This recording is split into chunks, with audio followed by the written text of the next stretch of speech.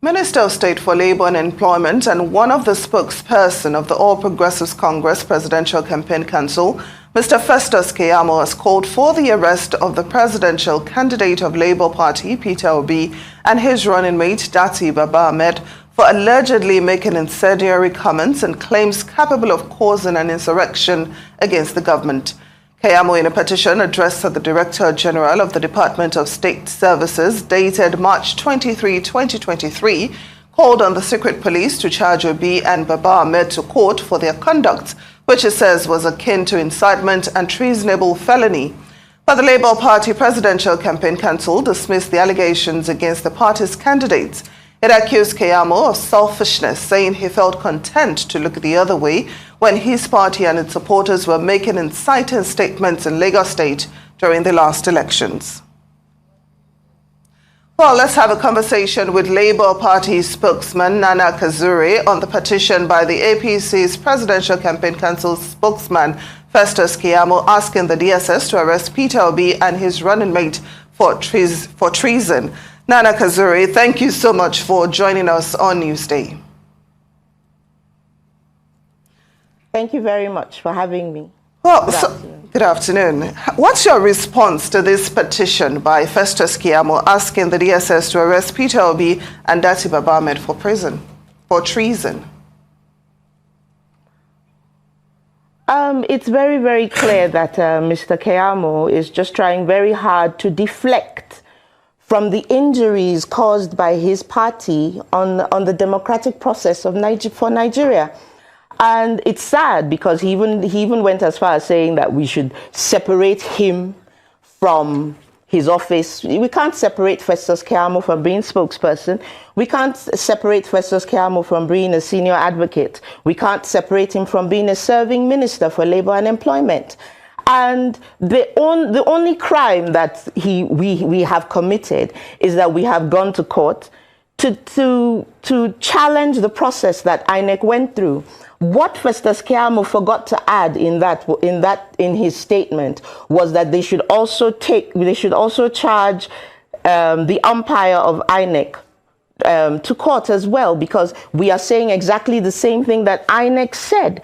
The umpire of INEC, Professor Mahmood himself, said that the process was flawed and there were glitches, which is not what Nigerians were promised when we were going to the polls. Festus Keyamo forgot that people in his camp, for example, MC Oluomo, came out and said that, if you're not voting in a particular way, don't bother to come out and vote. Festus Keyamo forgets that people were killed, people were maimed, people were stopped from voting because they looked like a particular ethnic group. All these things were an infringement on the democratic process. And somebody who is a senior advocate of Nigeria should not be seen as one who wants to truncate that process. So let's assume that Festus Keyamo is joking. Or at the very worst, he's experiencing what psychologists would say is projection. And, this petition to the DSS for treason, it doesn't seem very reconciliatory, which is the message that they have been trying to push towards us. Exactly. Go ahead. Thank you very much for bringing that up, because in my view, after they have benefited from the mayhem that was caused by the so-called free and fair elections, which Nigerians know did not happen on the 25th, and even more recently, the gubernatorial elections. And is that how they want to go about the process of the so-called healing that they were offering Nigerians in their press briefing? And so it's counterproductive when you come out and then you now say that people questioning the process, people questioning the system, which when you question the system, it's the tenet of democracy. And so he is the person that is infringing on the rights, on the democratic rights of Nigerians. And the mind boggles really, and I'm wondering what he's on about. It's sad. It's a sad moment. Interesting times for Nigeria. But when I read the news, it was I was very sad, because what they're telling us, they are just, Tinubu is just the president-elect. So what they're telling us is that they're going to run, is he telling us that he's going to run a government filled with tyranny and a government that's going to keep suppressing the voice of the people, infringing on Section 39, if I'm not mistaken, of the Nigerian Constitution that gives us free speech? I really wonder. Now, I'm going to take a part of the petition, and I would like you to react to it. A part of the petition says that he has it on good authority that Obi and Baba Ahmed have allegedly camped some youths in a popular hotel in Abuja with the sole aim of instructing them to push out inciting social media messages in order to cause panic and fear and incite people to riot. How would you respond to this? First and foremost, that is a lie in itself. It's not the truth. My principal, whom I like to call His Excellency Peter Obi, has asked for calm, he has asked for restraint, and he has said that he's going to, and he wants the rule of law to take its course. These are the same people that said we were just 4 people tweeting in a room and we should not be taken seriously. Well, we now know, they now know, a strong message was sent to them that the obedience and those who support the Labour Party are not 4 people tweeting in a room. So we must, without any shadow of doubt, just discountenance that kind of talk. There aren't any people put up in any room who are there to incite the polity. That's not true. Rather, what we have seen is there are videos of even his own principal telling people, snatch it, you must take it, you must grab it, and, and that is exactly what happened during the elections. You cannot put that on Peter Obi or Dr. Yusuf Datti Baba Ahmed. It's just preposterous. It's downright wrong. And while the spokespersons of unfounded, totally unfounded. While the spokespersons of the APC are releasing statements and seemingly stoking political fires, it seems the president-elect is abroad, or maybe he is, or maybe he's not, but those are the reports are that he is taking a break to recover and rest after a very stressful election cycle. Very understandable. And like I said, he spoke about reconciliation and moving forward. In that spirit, trusting that all is well, what can be done in order to start to put some of these flames out for the Labour Party specifically? Because one can only speak about themselves. You can hope that other people would act responsibly, but it is on the Labour Party maybe to show the bigger man, the bigger manism.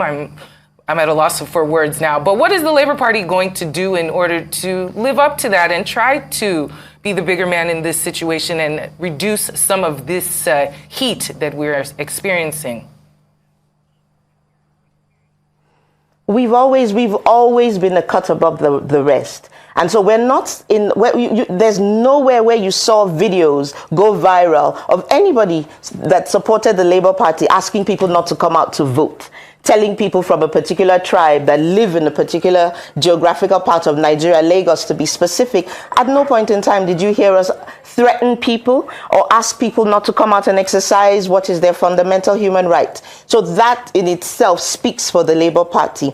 We have always been reconciliatory. The fact that our principal even asked for restraint and calm and let the judicial process take its course, that in itself is reconciliatory. Nigerians, unfortunately, and I would say many people who form the leadership are very used to being dictators, and we have to choose. Do we want a democracy, or do we want to be autocratic in the things that we do or in the way that we say things? It's not enough for you to come out and say we want the country to heal, and then one of your spokesperson, a serving minister, comes out with so much vitriol against people who are asking questions, against people who are going through the right channels to challenge the processes, except he's telling us something different. The DSS does not take directive, as far as I know, from Mr. Festus Keyamo.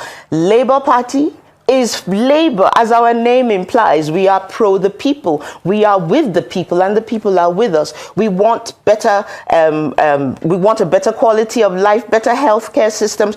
We want everything to work better for the Nigerian cause, and that's why you see that the NLC is also with us. It's a government of the people, for the people, and by the people. That's what we were taught. It's unfortunate that the people at the helm of affairs have forgotten this fundamental, very, very layman way of expressing what democracy means, the definition of democracy.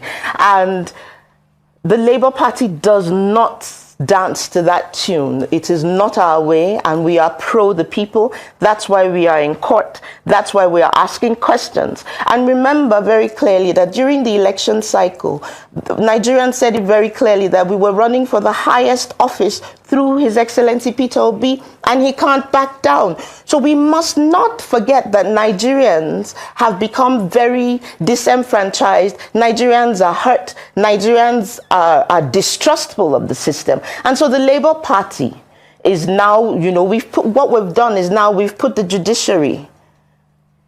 We're making them accountable. They should be accountable to the Nigerian people. People want answers. People want to know what happened to their mandate on the 25th of February, 2023. President Muhammadu Buhari said he wanted to leave a legacy of free and fair elections. INEC themselves have agreed that there wasn't a free and fair elections. It was marred by technicalities that affected many things, affected the results. And so that's what Nigerians are taking to the court. And I see no reason why anybody who means well for this country would now come up with such a petition. Well, maybe he just wants to remain politically relevant. Now, he's being a rabble-rouser. Talking about the judiciary, Festus Keyamo also tweeted that he's excited about the issues raised by Peter Obi in his election petition, saying that all the deceit and lies, disinformation and misinformation will be busted by our law lords. Now, he adds that whoever continues to argue after that should relocate to another planet. Now, are you worried about the impartiality and neutrality of the election tribunal or the judiciary in this matter, or are you optimistic that justice will be served? It's a two-way sword for me. When you ask this question, my heart is divided. Yes, there's a part of me that is cautious. There's a part of me that is worried. But then there's also that part of me that decided to become a politician, that decided to put herself front and foremost, that says there is hope for this country. It's not hopeless. And if we have people who are members of this judiciary who are activists, then they will do the right thing. So right now, I said it before, Nigerians have put the judiciary, Nigeria's judicial process to test. And it's left for them now to do the right things by Nigerians, by giving us proof and reasonable doubt if there is. It's time for them to show us that indeed us who have remained in our country, those of us who want this country to work for the better, for the next generations to come, the judiciary has her work cut out for her. And I'm hopeful. It doesn't matter. I'm worried, but yes, I'm still very hopeful, and I hold on strongly to the fact that Peter Obi has done it before when he was with APGA, when he was impeached as governor of Anambra State. It was still the legal system. It was these processes that reinstated him as governor. So let us see. We are watching, and like I said, Nigerians have taken the reins of this thing, and that's why we're asking questions. Nobody should ask us to shut up. Nobody should bring scare tactics. It won't work this time. Well, the stakes are certainly very high. Let's just hope the judiciary is up to the task. High. Thank you so much for having this discussion with us. I want to believe that they are. Nana Kazaure, always good to have this discussion with you, Labour Party spokeswoman there. Thank you so much.